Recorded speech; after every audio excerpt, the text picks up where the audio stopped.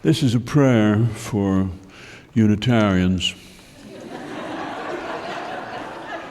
written by me, an old fundamentalist and Episcopalian.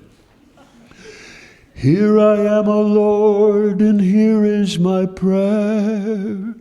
Please be there. Don't want to ask too much, miracles and such. Just whisper in the air, please be there.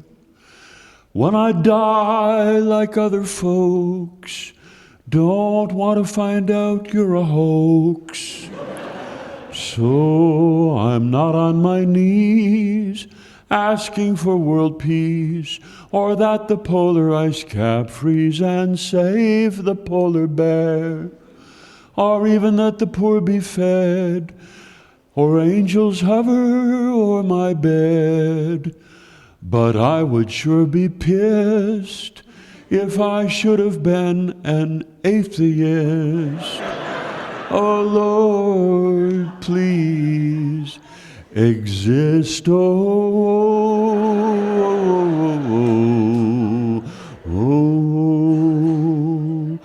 a radio man for 35 years, doing an old variety show based on some I used to hear when I was your age long ago. Critics pointed out my debts to Bob and Ray and Fibber McGee, but alcohol and cigarettes swept those critics out to sea. And to 20-year-olds who were born too late to hear the great Fred Allen, I'm the inventor of the form, sailing the airwaves like Magellan. A thief who escapes and is not hung may yet be honored by the young. I've been writing sonnets lately, and that's what these are. Because I'm an English major, and if I don't write sonnets, then who will? The beauty of the sonnet is to teach us that sometimes, though we think we have a great deal to say, 14 lines of iambic pentameter is enough. Whoa, whoa, whoa, whoa, whoa. Margaret was the smartest girl in the 11th grade, tall with dark hair tied up in a tight French braid. She was the only girl I knew who read Albert Camus, and for that very reason I did too. I stood behind her in choir, a lonely baritone, but when I smelled her exotic French cologne and felt the existential heat of her body, I became Luciano Pavarotti. In choir was where we met, I and the mysterious Margaret, the woman whom I adored. And as the choir sang praises to the Lord, I sang to the back of Margaret's head many, many things that could never be said. Oh, oh, there's a nice acoustic in here. Oh, oh, person could get used to this. Oh, here by the enormous swimming pool of the Hotel Biltmore, 26 young dark-skinned women lie in tiny bikinis like mermaids on the shore. And I, bound for Ithaca, just sail on by, looking for you, Penelope, to tell the tale, how that whole Trojan War just gave me the willies. the pointlessness of it, so I set sail, having paid off Homer and left Achilles in his tent, and caught a favorable wind, and came to the Biltmore to recompute my route, and found 26 young dark-skinned women, their breasts displayed like fresh fruit. Thanks, but no thanks, they only want a tan. You, my dear, love a story, so I'm your man.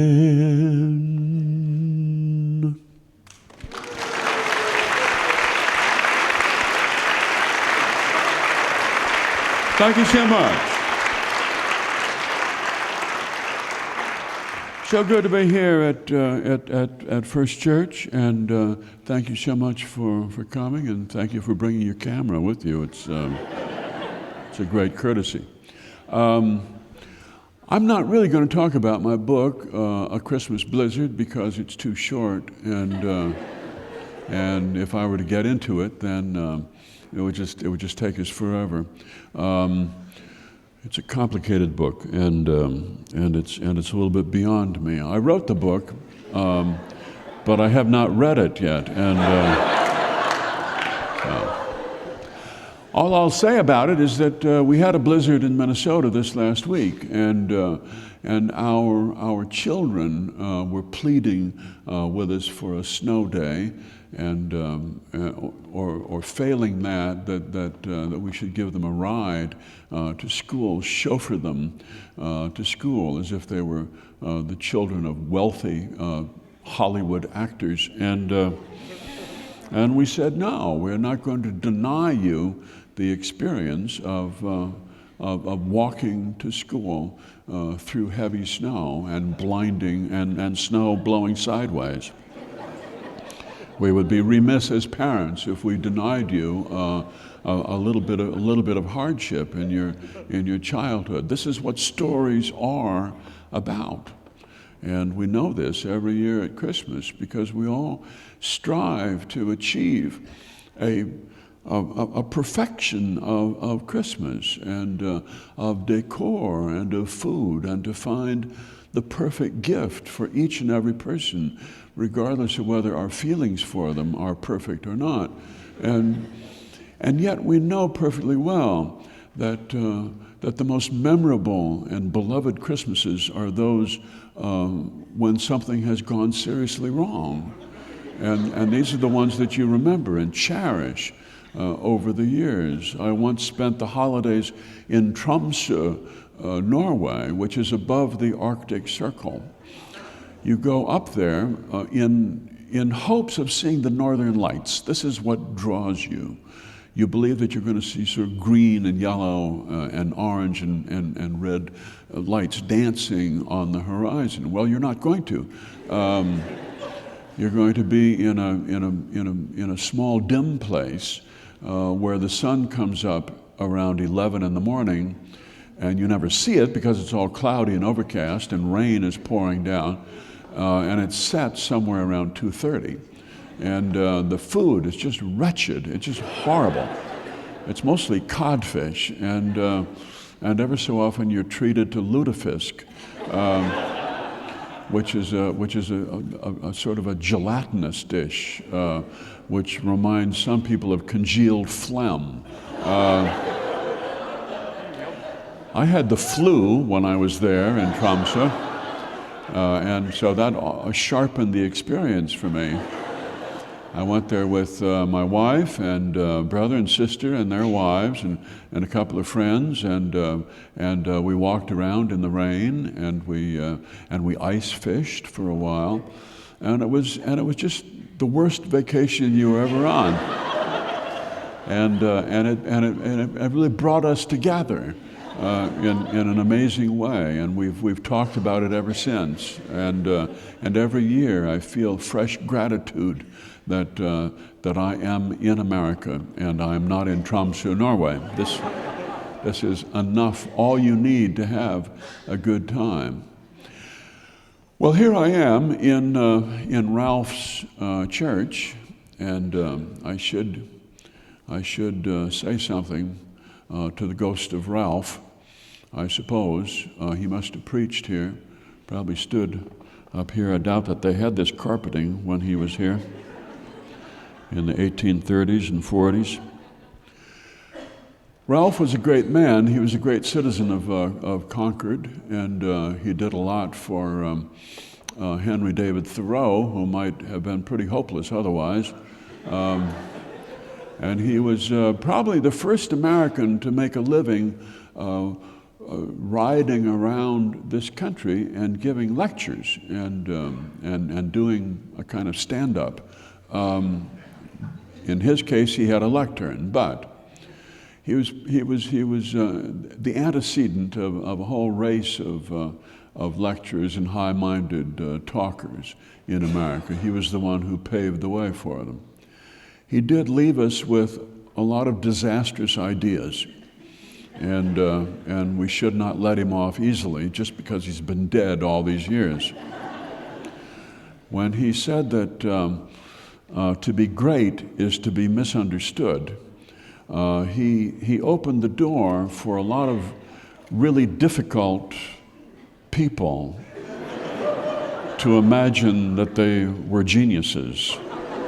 A lot of people who were just disagreeable and hard to get along with took from him the idea that they really had something.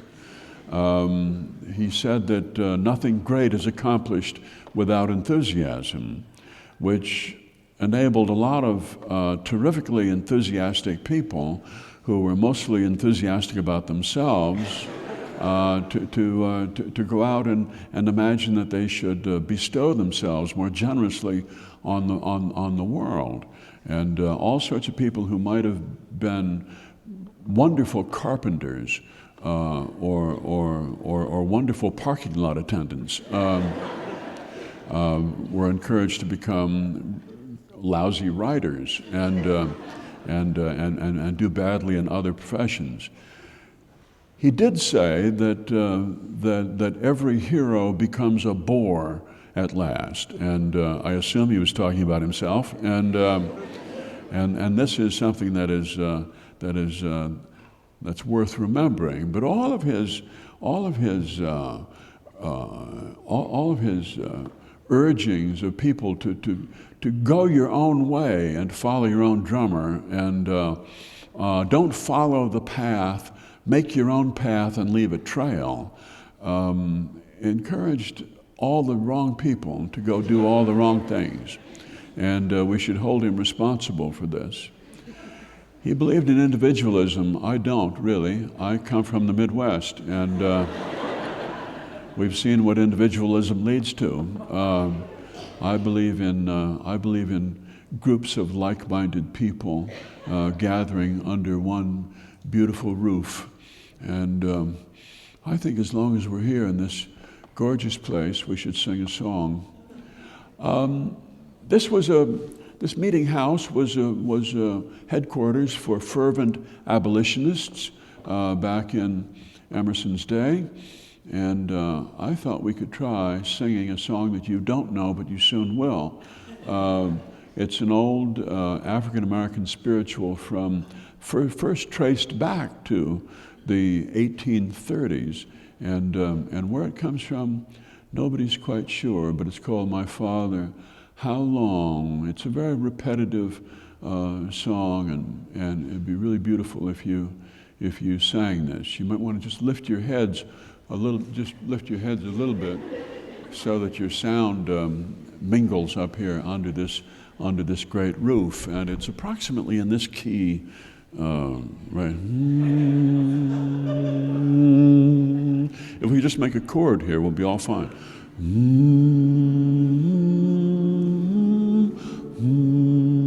Now we got harmony. See, this is how easy it is. You basses bow. My Father, how long? My Father, how My Father, how long this poor sinner suffer here? And it won't be long. It won't be long. It won't be long. This poor sinner suffer here. Try that much. My Father, how long? My Father, how long? My Father, how long? This poor sinner suffer here, and it won't be long. It won't be long, and it won't be long. This poor sinner suffer here. If any of you Unitarians don't like the word sinner, you can sing the word person. Oh, we will walk the miry road. We'll walk the miry road. We will walk the miry road to the new Jerusalem, and it won't be long. It won't be long, and it won't be long. This poor sinner suffer here. Beautiful. We need a few more basses. We will all be free. We'll all be free. We will all be free when the Lord will take us home, and it won't be long. It won't be long, and it won't be long. This poor sinner suffer here. We will all be as one. We'll all be as one. We will all be as one in the new Jerusalem, and it won't be long. It won't be long, and it won't be long. This poor sinner suffer here. That's a song from the 1830s when this church was erected. Not sure they sang it here, but they would have loved it if they had known it.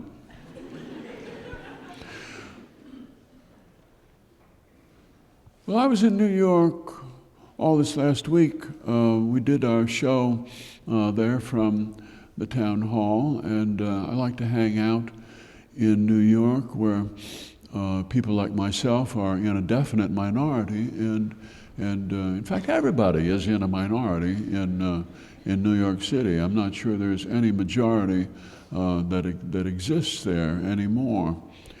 It's a place which is unlike the town I grew up in that people do express themselves in New York, and even to people whom they do not know, and this happens all the time. I was walking to the town hall to do my show. The host of a national radio show, was walking along in my black tuxedo, and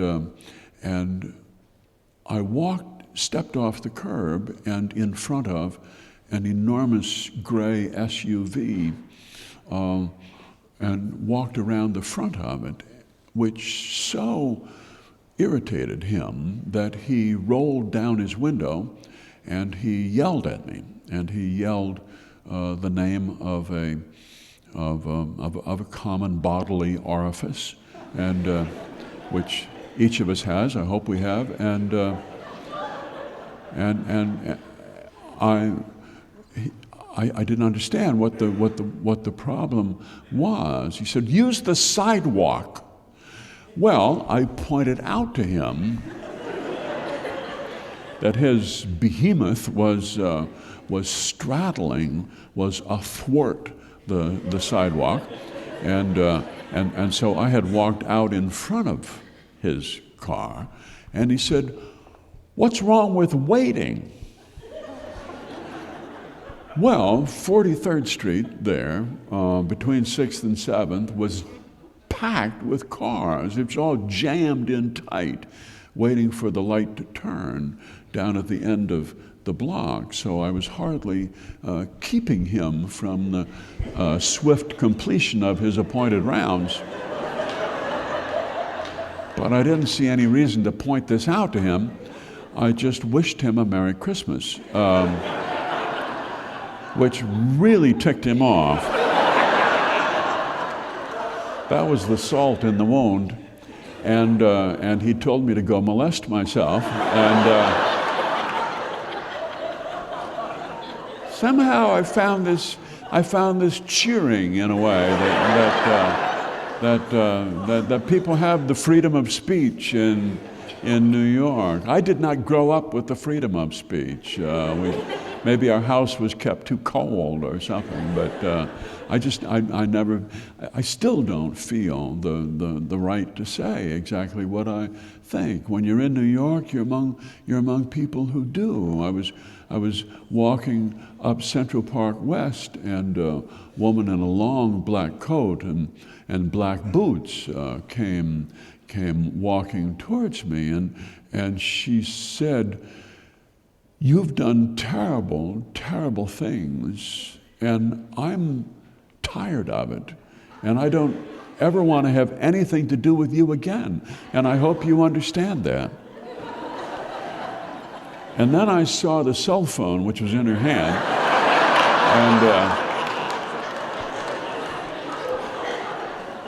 but she could have been talking to me. I mean, it could have applied to me. I felt as if I had gotten off easy that time, and she should have made a general announcement to all of the men who she came across. This sort of free-floating anger is one of the lovely features of New York City.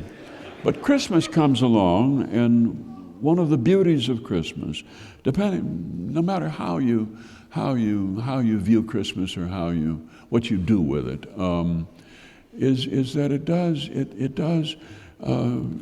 tend to spread some sort of lightheartedness, to tamp down the anger that is ever around us, always in the world. People who have not received their due, people who have not received what they feel is coming to them, people who've been thwarted and who've been frustrated, and drivers of enormous vehicles who have pedestrians walking in front of them.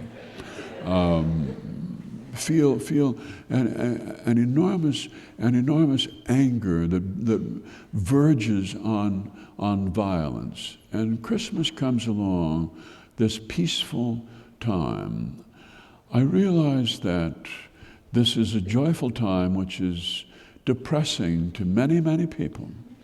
And this is a time when painful memories are dredged up, and when people feel inadequate, and when people feel the pain of old family troubles and arguments and estrangements. But still, there is a lightheartedness about Christmas, which is so simple at the very heart of it, and which says all of the right things. That God came to earth in human form amongst the very poorest of the poor, and was first worshipped by rough people on a dark night in a little two-horse town in Judea, and that out of all of this comes the spirit of charity and the spirit of love and forbearance that we all count on.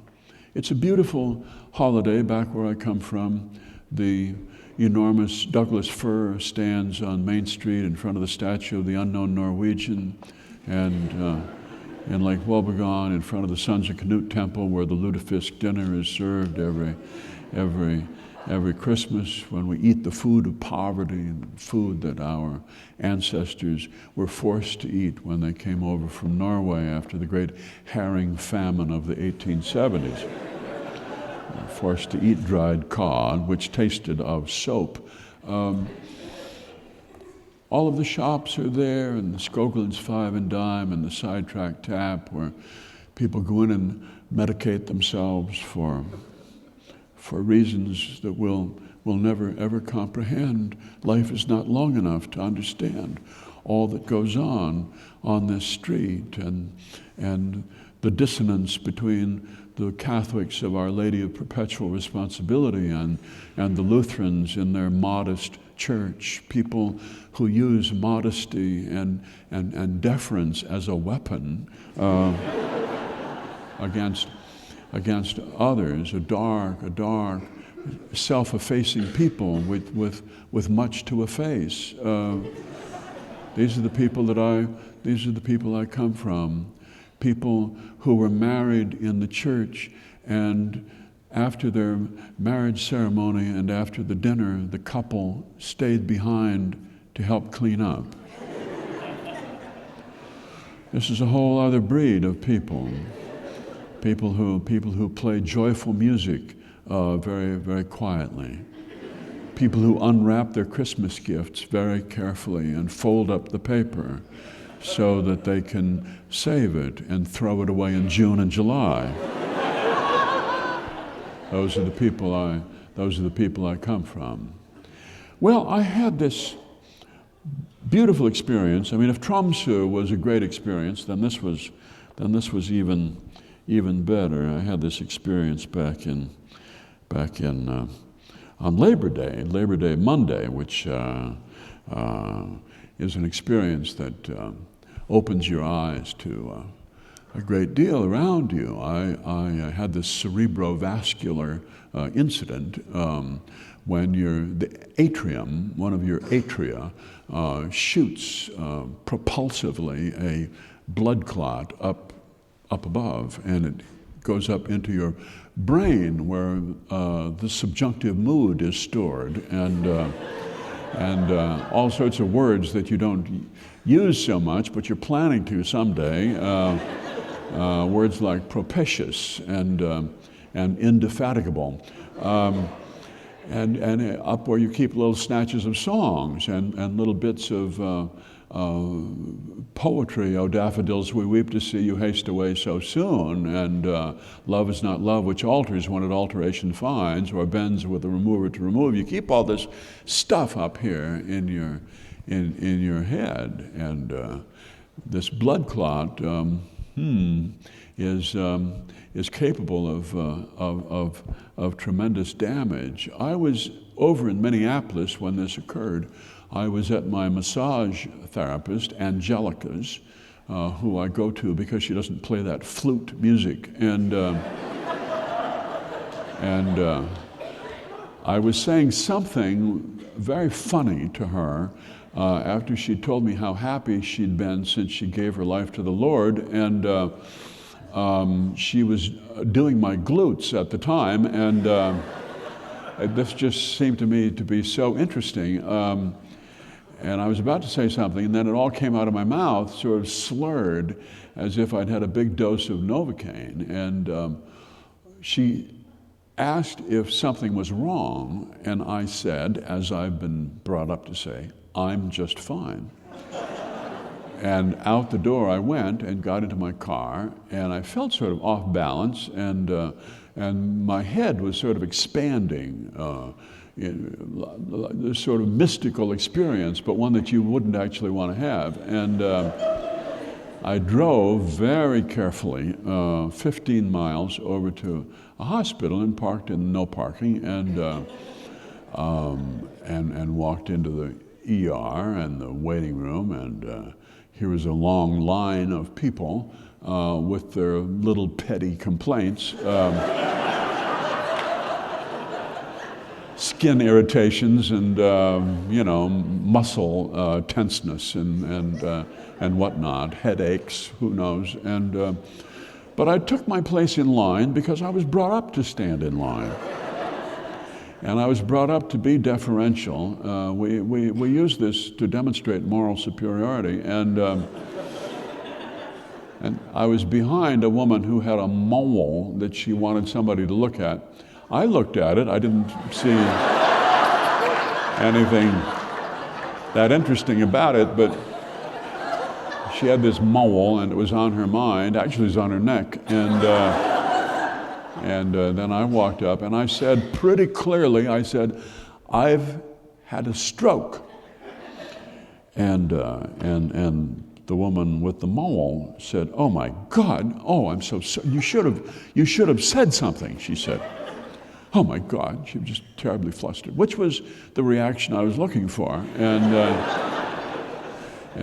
so they piled me on a gurney and took me back into this little curtained alcove, and a very nice young Chinese woman wrote down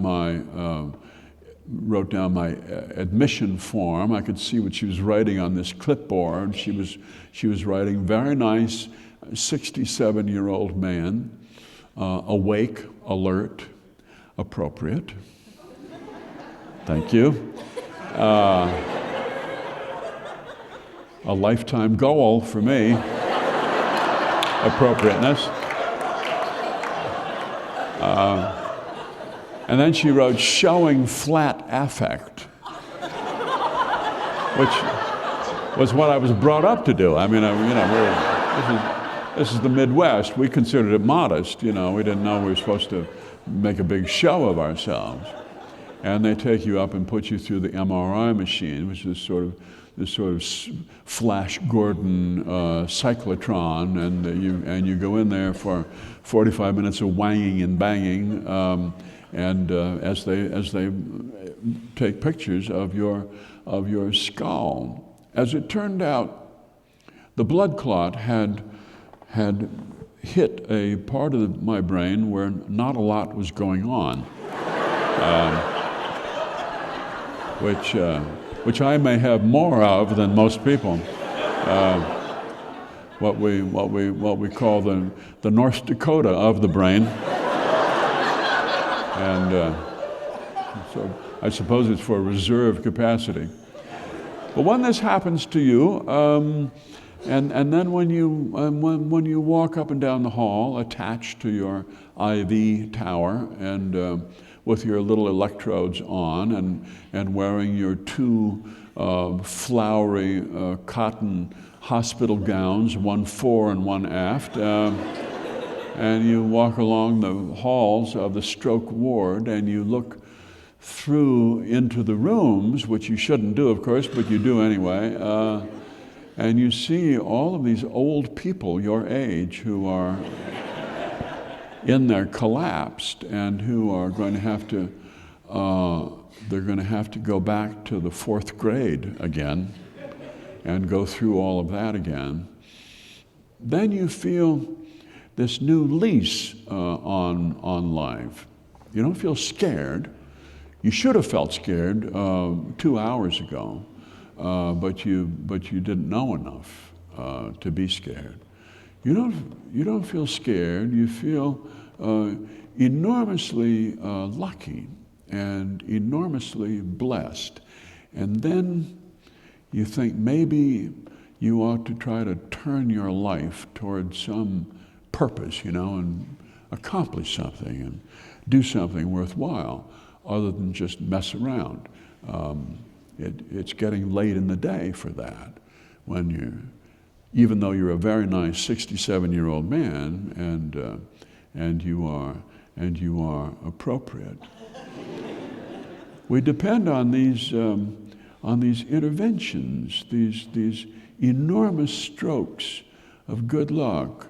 I first was aware of this when I was your age. I just graduated from the University of Minnesota, and there was a war going on back in the late 1960s, and I was in a bad situation. First of all, I was an English major, and I had nowhere to go with that. The price that people were willing to pay for sonnets was very low, and I was engaged to be married to a young woman whom I was starting to figure out I was not in love with. I was in love with her cousin, and I was going to marry her as a way of getting into the family through another door. I'd gotten a number of letters from my draft board, and the most recent one ordered me to report for induction to the U.S. Army at a specific day and time, having already passed the physical. I sat down and I wrote them a long letter, single-spaced, both pages, both two sides of one page, about why I didn't approve of this war, and so I would not go. Sort of a heroic and deeply dumb thing to do. They hadn't asked for me to talk about this, but I volunteered this and I mailed it off. And so I figured that I had nothing to lose. I was either going to marry somebody I didn't love or go to prison or both.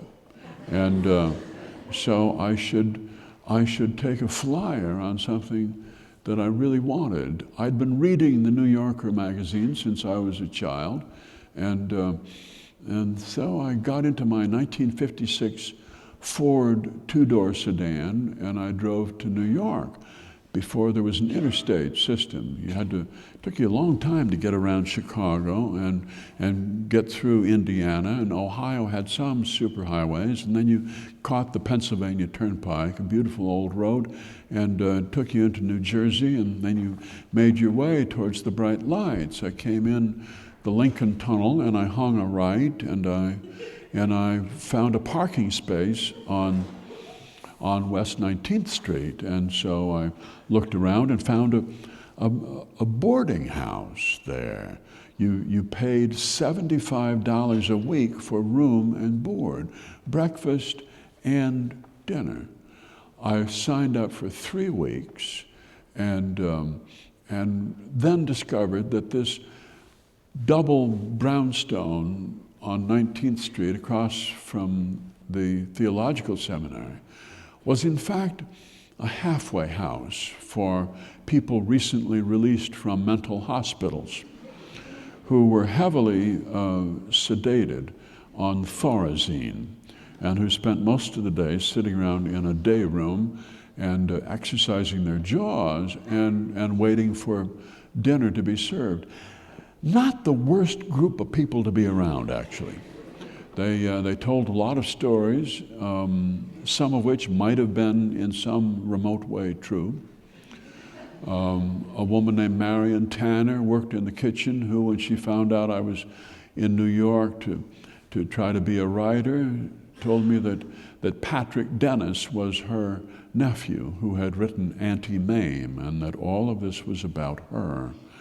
I didn't see the similarity, but there was one in her mind. It was a beautiful place to be in this hustling Hispanic neighborhood, Chelsea, now kind of, upper rising genteel neighborhood, but full of machine gun Cuban Spanish and all sorts of odd people. I was dressed as an English major, sort of as I am tonight. Jeans and a white shirt. I had a corduroy sport coat with leather elbow patches, and I wore dark glasses. I had beard and hair down over my ears. I wore a white Panama hat, and I was taking notes on legal paper with a ballpoint pen. I was hoping to write something about New York that would convince the New Yorker to hire me. I'd been writing for them for years. They just weren't aware of it, and so I thought that this would be the thing. There was a young woman there who seemed fairly normal, and whose name was Jessica. She was from Des Moines, Iowa, and she was tall and broad-shouldered and really a handsome woman, mahogany hair tied back in a clip, and she seemed very stylish to me, especially for somebody from Iowa.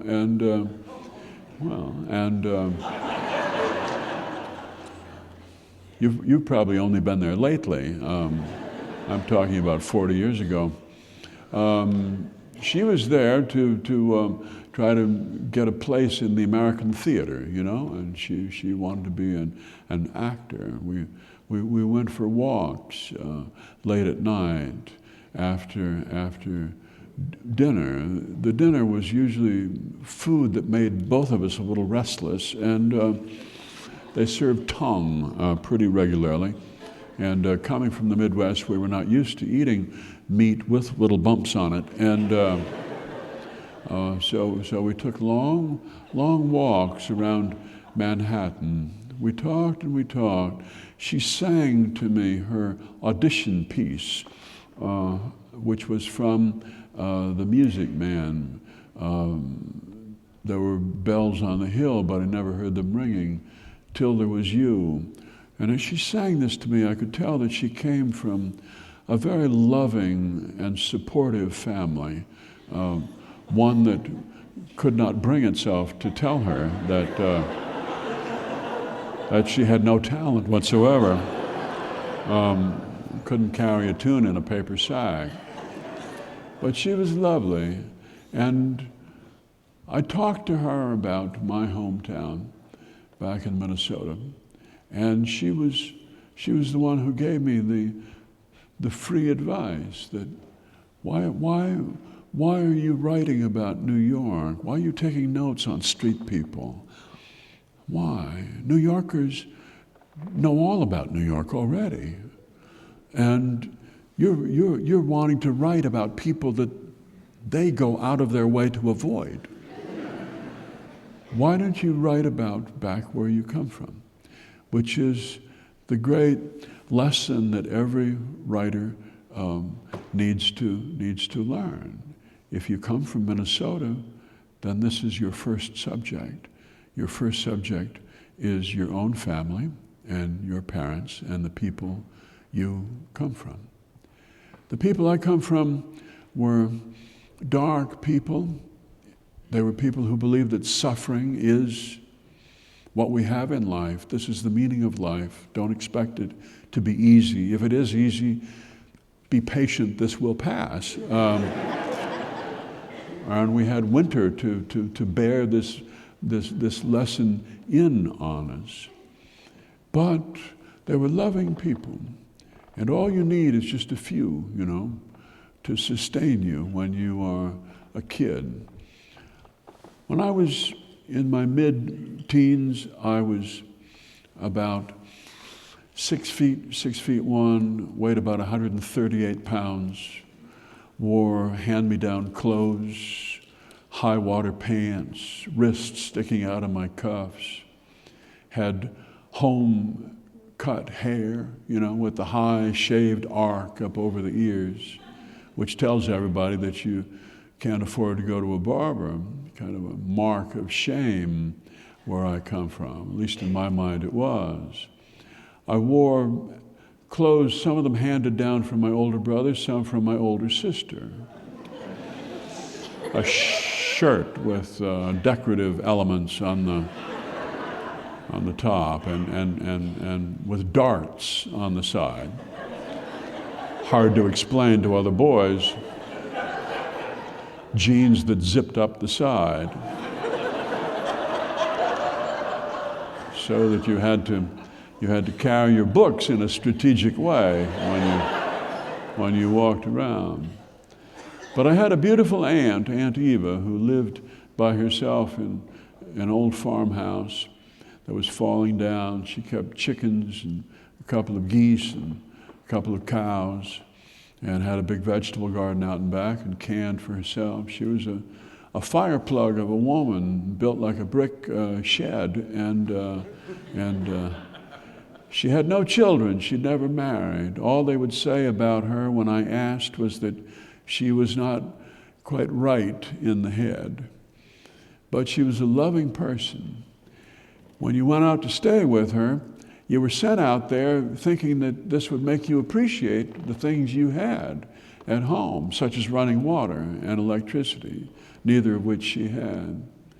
But what it made you appreciate was something you'd been looking for that was more important to you, which was the love of other people.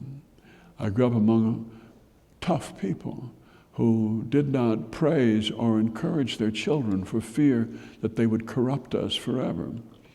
And she was a swooping aunt, one who would come down on you with both arms around you and tell you that she loved you, that she cared about you, and that you were somebody, and you were going to be somebody. I suppose she was sort of like our Ralph Waldo Emerson. She believed in taking your own path, and she believed in enthusiasm. Don't be a $10 haircut on a 59-cent head, was one of her sayings.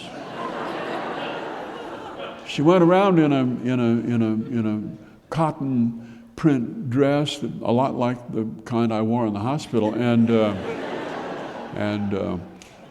which smelled of lye soap. She wore her stockings rolled down around her ankles and a pair of sneakers for comfort. And she was a beautiful soul. She was a close person to me. She was odd. She had her eccentricities. She liked to wear white sweatshirts on which she had written things in ballpoint pen, later magic marker. She wrote these old sayings that I never could figure out. If St. Anne's were pots and pans, there'd be no trade for tinkers. We are islands in the sea of life, and seldom do our peripheries touch. If wishes were horses, then beggars would ride, and the world be drowned in a sea of pride. She could hypnotize chickens. She had all sorts of gifts. She loved to play starlight, moonlight. She had so many beautiful qualities. And she was a loving, dear person, even if she was not quite right in the head. When I said goodbye to her after I had come back from New York and was getting set to go back out there, she gave me a sweatshirt of my own on which she had written, "Love is not love which alters when it alteration finds. It is an ever fixed mark that looks on tempests and is never shaken. It is the star to every wandering bark, whose heights unknown, although his depth be taken." She loved words, she adored words, and she loved to sing. We should sing another song, you know that? We should sing a song. You did so well on that. Let's sing a song about angels here in this gorgeous place. They're all around us. I've been talking about angels here, talking about my aunt, and talking about Jessica of Des Moines. And I could think of other stories about angels. Let's sing a song here. Let's find it. We have to find a key here first. You have to find the right key, and then the words, come to you.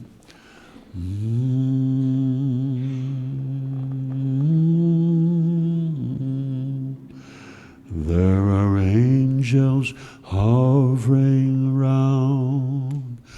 There are angels hovering round. There are angels hovering round. Good. To carry the tidings home. To carry the tidings home. To carry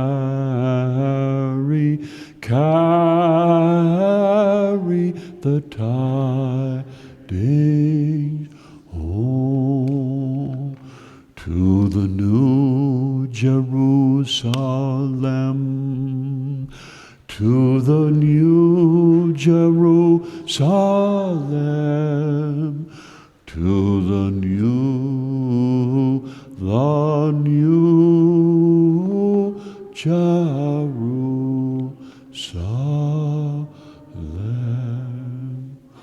And Jesus bids us come. And Jesus bids us come. And Jesus bids us come. Beautiful. Let all the children come. Let all the children come. Let all the children come. All day, all night, angels watching over me, my Lord.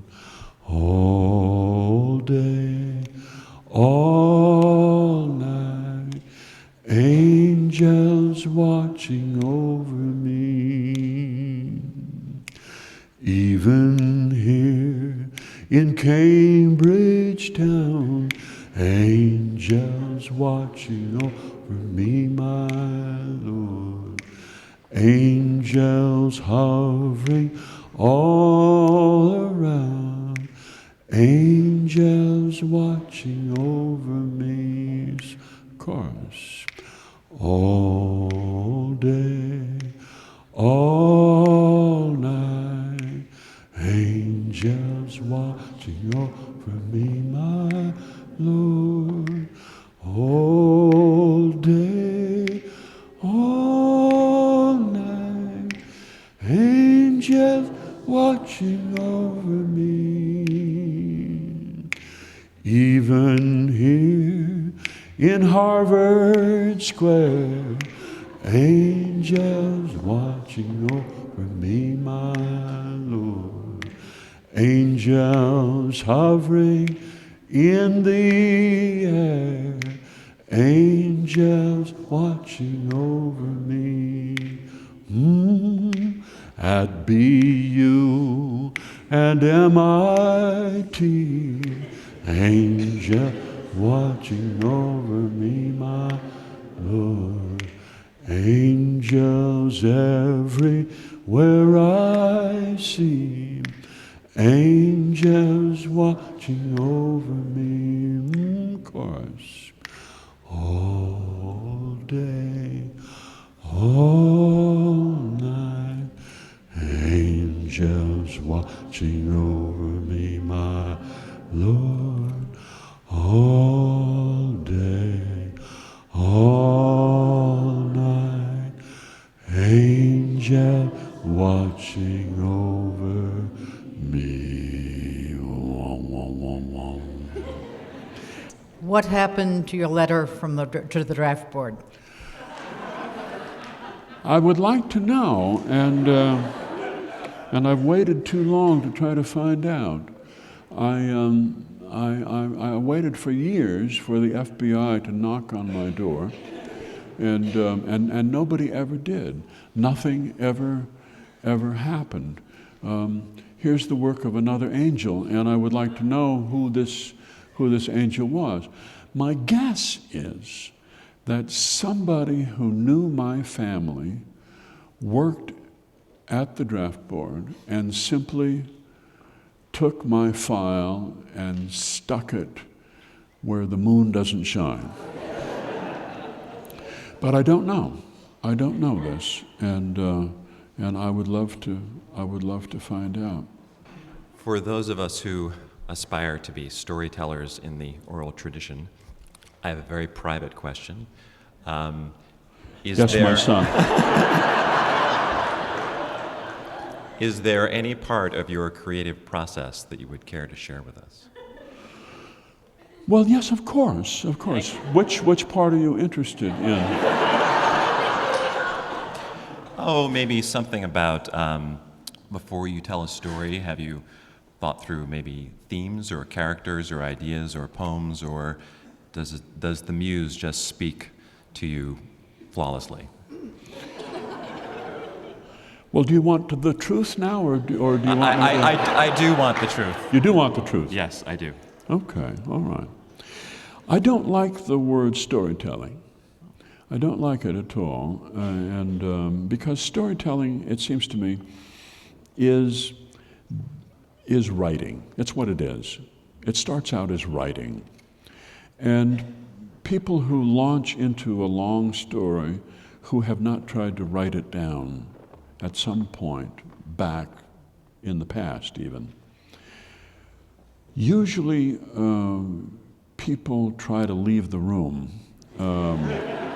at some point. We're writers is who we are, but for someone who stands up and tells a story, writing serves another purpose. It's not to finish the story. You start to put it down on paper so as to exhaust all of the wrong roads and go down all of the false trails and bring yourself out to a point where you won't go down any, but where you can go find some other path. And then you're ready to tell your story. Anything that's written down is unfinished. Nothing is ever finished, you see. And I think any writer would tell you that. Books are sealed up for commercial reasons because they're supposed to be sold. And so they have to be put into a package. But every story that's ever been written was not finished. And the author would have loved to have finished it. Shakespeare was not done with Hamlet. I'm sure that if he'd had the chance, he might have gone back and it could have come out a different way. He didn't have to die. We could have worked that out some other way. He could have married Ophelia, and and something didn't have to be that rotten in the state of Denmark. So that's my advice to you, is that you sit down and you write. It's a way of thinking. You don't know what's happened to you unless you write it down. And so that's why anybody keeps a journal or even writes letters to other people. We don't know our own experiences until we put it into words, and the best way to put it into words is to put it down on paper. But that's only the start. That's only the start. The other thing that I would pass on to you is that all of the interesting stories are about failure, humiliation, and doing terrible things to people. There aren't many great stories about acts of righteousness. So, get started. Thank you. A few years ago, my wife bought me a book, which when I saw it of yours, it was called Why I Am a Democrat, which I thought was great, particularly the middle 3 or 4 chapters, which I took, and that's what I would suggest perhaps it could be reissued as a memoir of the 60s.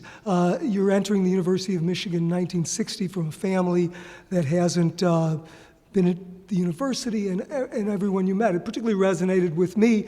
I entered the University of Michigan from a similar family at the same time. I was a Stevenson supporter, you were a Humphrey supporter. We both, as I recollect, moved toward Kennedy. It was, those 3 or 4 chapters were great on the time, civil rights and the good 60s, and I think would have a terrific and wide audience with a title other than Why I Am a Democrat. Which I can see was necessary in 2004. As I was telling the young man, though, there are not that many really wonderful stories written about righteousness. Well, it's a memoir. You said what happened with the draft board. I was wondering what happened with the woman that you didn't love, but you loved your cousin, and then you went to New York. Because I imagine she didn't take it too well that you like just one day just were in New York. So I was wondering what happened there, if you were willing to share. What happened?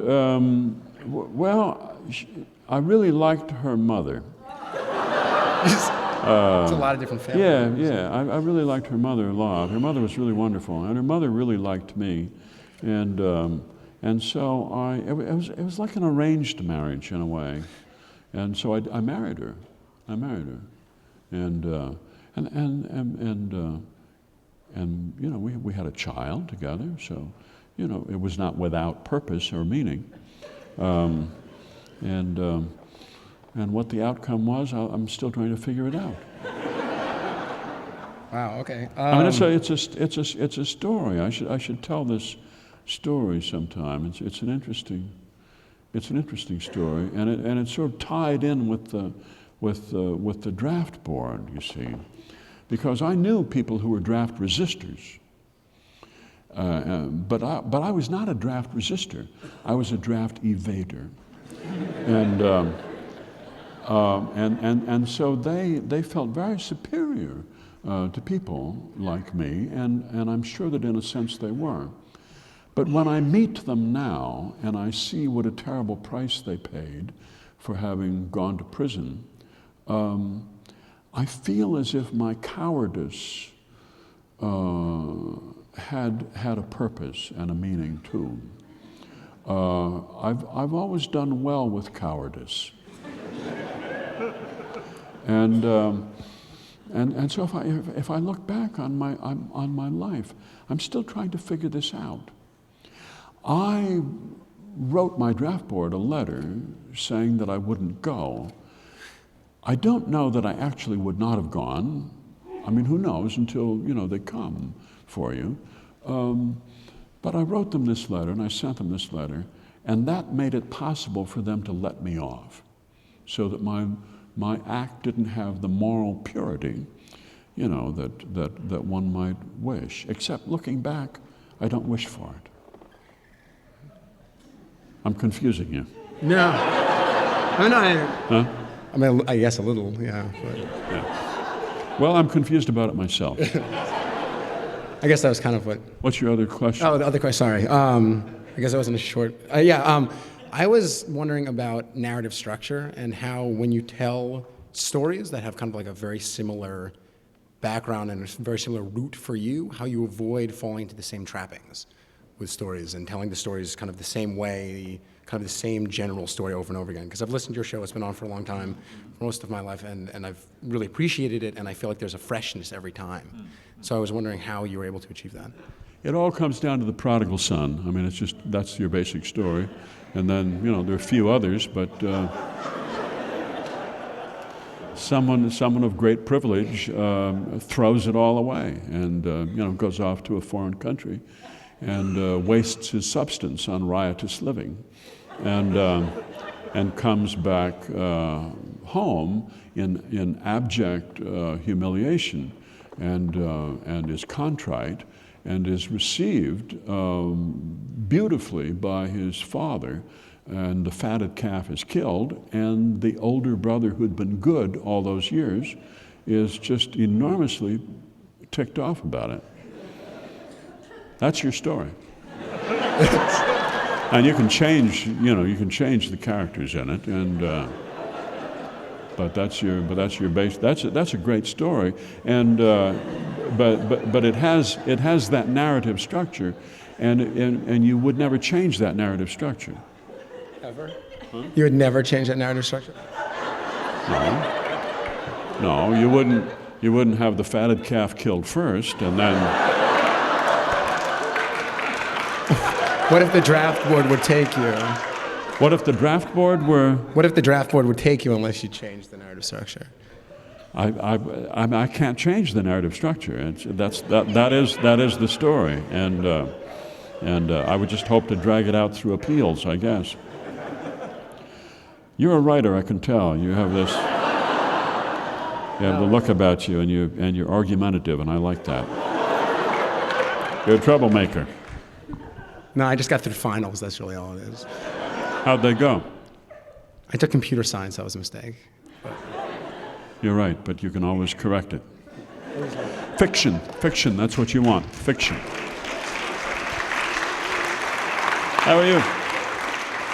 I'm fantastic. I was walking home from class and came upon this and am just overjoyed to be here. What class were you? I was at Spirituality as an Integrating Factor from Lesley University. Oh, sure, of course. Yes, and actually that kind of ties into my question statement. Mm-hmm. And I'm just constantly amazed at how universal your speaking is when you come from a Lutheran background. And I'm just a little Jewish girl, and I love this show, and I find that most of my friends that do love the show are also Jewish, and we can't quite understand why we feel like we relate so much, but it's just so much about the human experience, and it's just we very come touching. from you people. That's true. That is true. Our guy came from you people. So That's true. so that's where we get it. Yeah. See. I suppose. Yeah. So where were you brought up? I was brought up in Jupiter, Florida. In Florida, in Jupiter, Florida. Jupiter, Florida. We couldn't be more unlike. It's true. It's true. Yeah. And- So have you ever been north for the winter? Well, I've lived here for 5 years. Is this north? For me, Oh, absolutely. okay. So it's going well? Absolutely. I love it here. It's fantastic. Good. We wouldn't use the term fantastic. We would say it could be worse. I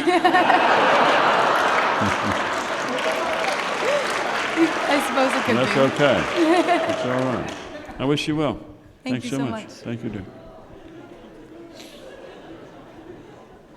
I feel like I'm holding confession here.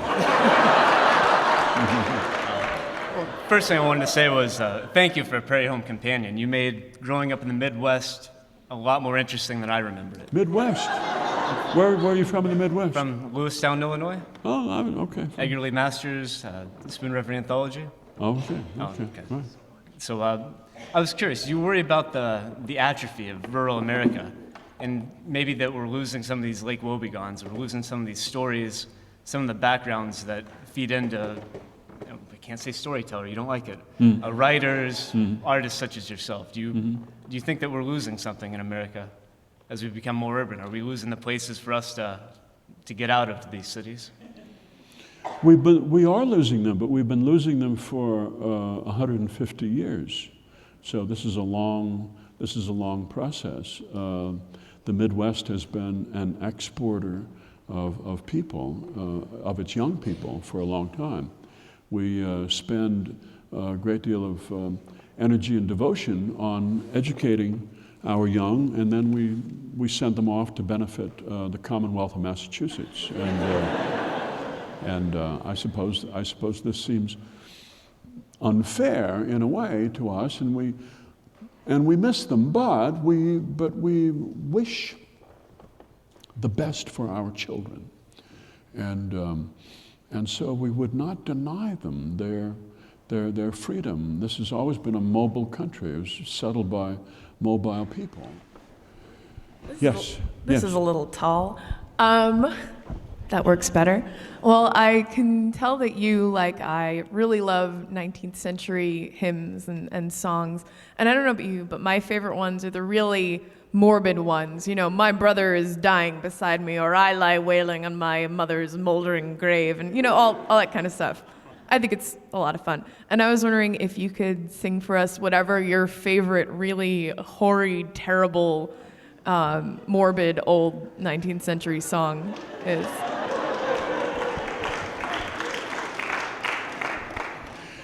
My friends, have you heard how a long time ago 2 little children whose names I don't know were stolen away on a cold winter's day and left in the woods? I've heard people say, poor babes in the wood.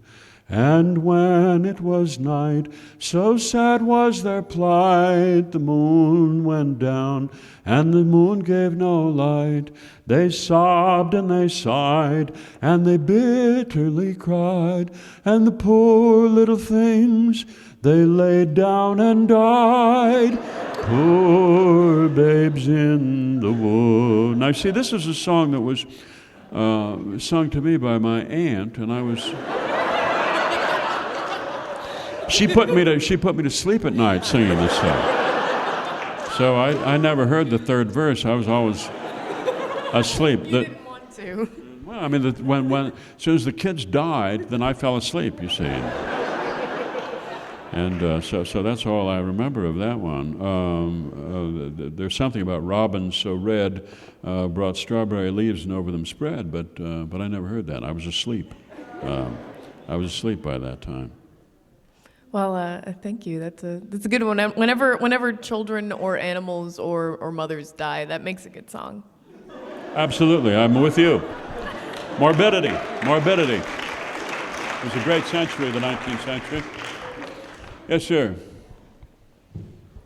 So a good many years ago on your show, you did an updated version of Little Boxes on the Hillside. Many, many years ago. You don't remember it. I've been wishing to hear it ever since, but... You must be thinking of some other show. I never liked that song, the Malvina Reynolds song. I never cared for it. Really? Yeah, you and I differ on this. Well, it was...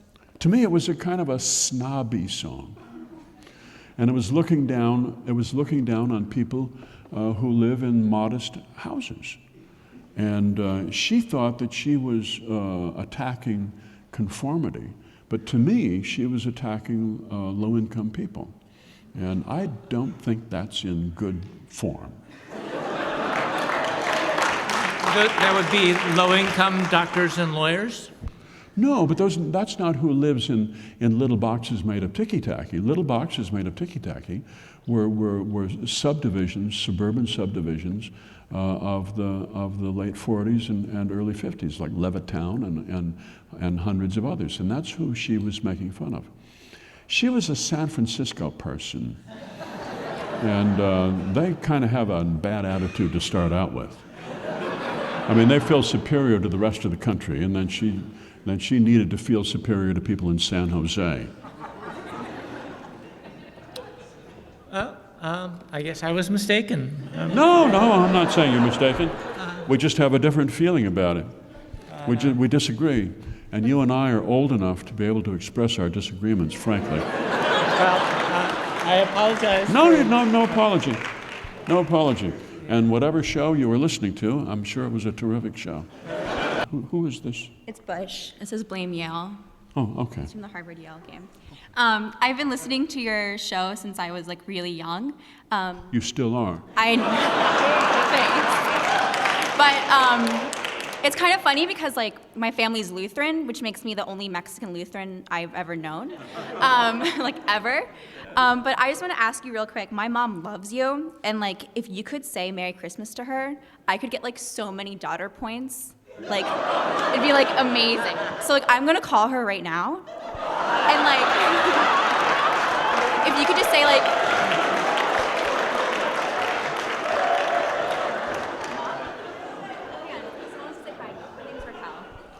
Merry Christmas to you and Feliz Navidad. Merry Christmas, Raquel. Merry Christmas and a Happy New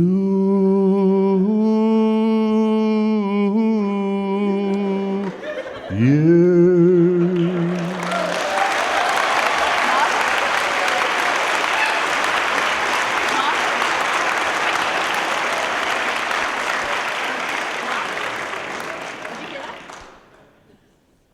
You're gonna say hi? All right. Okay. My mom says Merry Christmas. And also to you. Okay. All right. Here's a gentleman in a plaid shirt. How are you? Good. How are you? Just fine, thank you. I also grew up listening to your show. I wanted to visit Lake Wobegon as a kid. Still do. But my question actually, I recently picked up a copy of Good Poems for Hard Times. And in the introduction, you talk about the lack or the loss of communal life in America and a sense of commonality and of shared purpose, which I guess is probably a difficult thing to have to begin with in a country that's so diverse as ours. But I guess my question is, recently, I feel like a lot of people in my generation thought that we had kind of regained that in a way with the political changes in this country in the past year, but I feel like now we're as fractured as ever and maybe even worse off in some ways. And I wonder if you think that there's a way to regain some feeling of shared purpose and shared mission and commonality, or whether that's a kind of a impossible dream and we have to pursue our own. No, I find people your age full of optimism, and we look to you for optimism. Certainly don't look to people my age for it. I would say they know too much. They've seen too much, and they've had the wrong experiences. No, people your age have bounding enthusiasm, and your generation, I think, is a generation that is more literate than mine because of the internet, and has highly developed social skills, and I think has an ambition to see the world and to live life big. But we have to live it as individuals first, I think, before we have anything to offer to each other.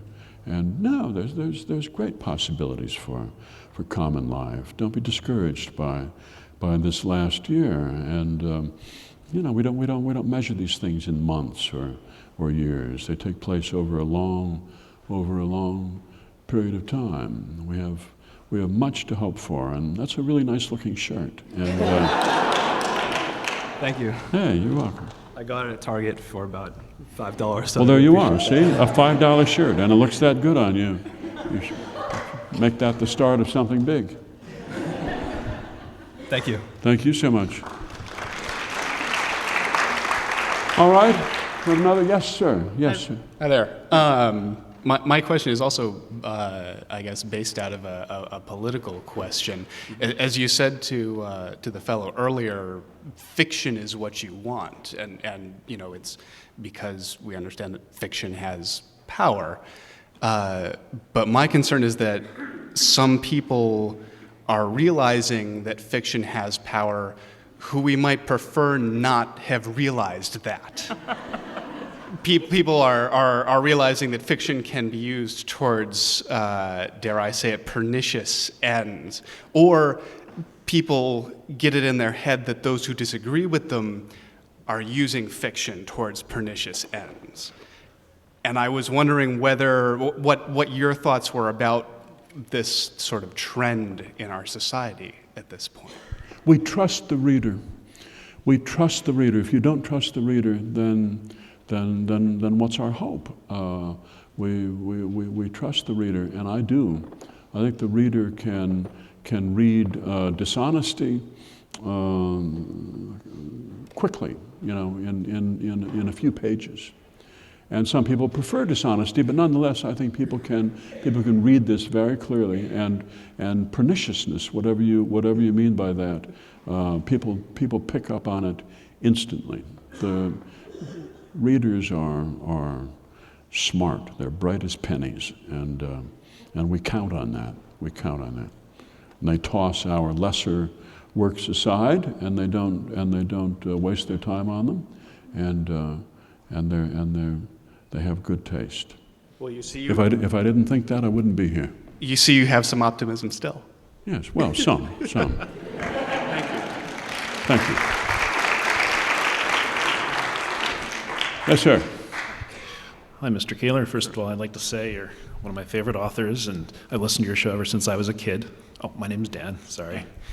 And anyway, I just wanted to know, if Lake Wobegon were a real place, and all the stories you'd ever written had really happened, and these were real people, would you want to live there yourself? Like, is it your idea of a utopia? Well, now we're assuming it's a fictitious place, and... That's okay. It's actually in Mist County, and it's been left off the maps, and it's invisible to satellites. But would you want to live there anyway, real or not? Well, some days I would like to live in Lake Wobegon, and sometimes when I'm dissatisfied with myself, which happens often. When I take a hard and uncharitable look at myself and my own personal character and how I spend my time, then I think maybe it would be better if I lived in Lake Wobegon, where there are fewer options and where you are always being watched by other people. It is, in a way, a kind of a Lutheran penal colony. And so your life is always open to the inspection of others.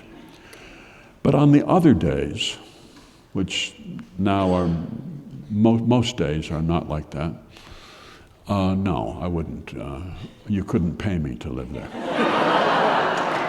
I want to live in a place where I can see movies, and I want to go to shows, and I want to hang out with people who are entirely unlike me, who are Jewish and who are from Jupiter, Florida. And this is not an odd thing, is it, to want to be among people who are entirely unlike yourself? I mean, the word diversity, I'm not sure what everybody means by it, but isn't this what we want? Well, sure, I guess it makes life more interesting. Of course it does, and it pushes us a little bit. So no, I would choose New York if I could choose any place. All right, fair enough. Great to meet you. Okay. Thanks a lot. I think we should close here, and I think the young man mentioned a communal experience. I think we should have a communal experience, and I think that we should sing Silent Night.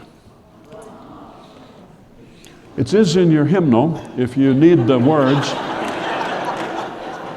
I think it's around 251 or something, but you don't need the words, do you? Let's just find the key, and let's sing Silent Night. I'm sorry? Yeah, I agree. Who's what? Dim the lights.